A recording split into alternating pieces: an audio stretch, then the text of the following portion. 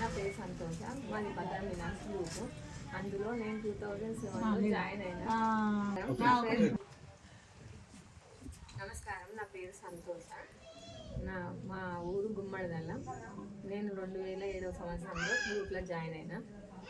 2013లో మా హస్బెండ్ చనిపోయిండు. మేము గ్రూప్లో జాయిన్ అయినప్పుడు అంత పెద్దగా 10 రూపాయలు వారంకి 10 అట్లా కట్టుకొని జాయిన్ అయినాం. తర్వాత 50 రూపీస్ 1 మంత్కి 50 రూపీస్ కట్టినాం. తర్వాత నెలకి 100 రూపాయలు పొదుపు కట్టినాం. అప్పుడు 5,000 10,000 లోన్ తీసుకుంటుండే. అవి కూడా సరిగా కట్టకపోతుండే మా హస్బెండ్. తర్వాత ఏమైంది, బాగా అప్పులైన సరికి మా ఆయన 2013లో చనిపోయాడు. అప్పుడు నాకు 3 పిల్లలు, ఒక పాప 2 బాబులు. తర్వాత మా చిన్న ఉన్నారు పిల్లలు. పాపకి 8 ఇయర్స్ ఉంది. అతను చనిపోయిండు. ఇంకా నా లైఫ్ పెద్దవాళ్ళు వచ్చి అమ్మ అని చిన్న ఏజ్లో భర్త చనిపోయిండు, ఎలా బతుకు అని చెప్తే నేను కూడా 29 ఇయర్స్ ఉన్నా మేడం మా భర్త చనిపోయినప్పుడు. నేను ఎట్లా బతుకుతా, అసలు బతుకుతానా లేదా ఈ 3 పిల్లల్ని చూసుకొని. ముందే మా హస్బెండ్ కన్నా ముందు అత్తయ్య మామయ్య చనిపోయారు. నేను మా ఆయన ఒక్కరే.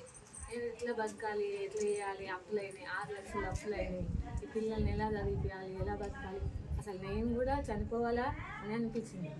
తర్వాత ఇంకా గ్రూప్ వాళ్ళు వచ్చిర్రు, అక్క వాళ్ళు, సిఏ వాళ్ళు, సిసి వాళ్ళు అందరు వచ్చి అమ్మ అట్లా కాదు, గ్రూప్ ద్వారా బతకొచ్చు, గ్రూప్లో లోన్ వస్తాయి.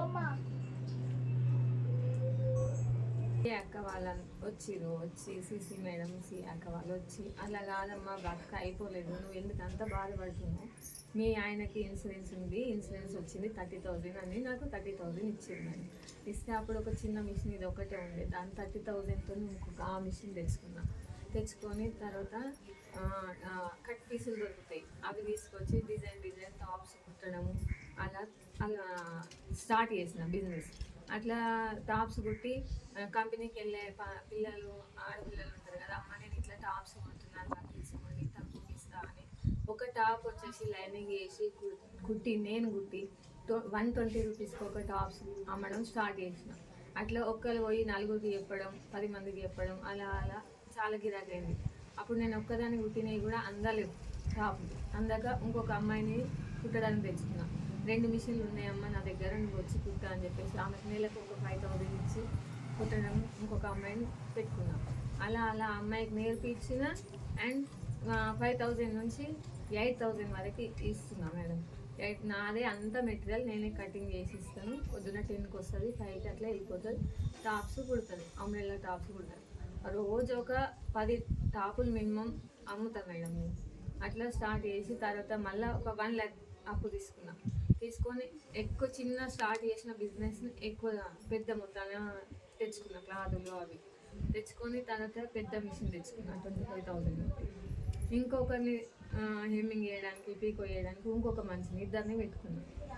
అట్లా ఈ ఫోన్లో ఆన్లైన్లో చూసుకుంటూ design tops, cut tops, umbrella frocks, మళ్ళీ స్టెప్స్ ఫ్రాక్స్, గాగ్రాలు అన్నీ కుడతాను. మళ్ళీ బయట గిరాకీ కూడా బ్లౌజులు ఇస్తే అవి కుడతాను. ఇట్లా మెల్లమెల్లగా చిట్టీలు వేసుకొని డబ్బులు నేను జమ చేసుకున్నా. మళ్ళీ గ్రూప్లో ఒక 4 lakh వరకు తీసుకొని అవి ఇవి కొన్ని డబ్బులు వేసుకొని నా దగ్గరికి అవి కలుసుకొని ఇల్లు కూడా కట్టుకున్నాను. మళ్ళీ తర్వాత ఇందులోనే నేను ఇల్లు కట్టేటప్పుడు కరోనా వచ్చింది మేడం. కరోనా వస్తే ఏంటి మాస్కులు కుట్టినా మేడం. నేను కుట్టినా, నాతో పాటు 30 మెంబర్స్ కుట్టారు మేడం. కరోనా టైంలో 1 month 2 months ఇంట్లోనే ఉంటే ఒక్కొక్కరికి 3,800 అట్లా వచ్చినాయి.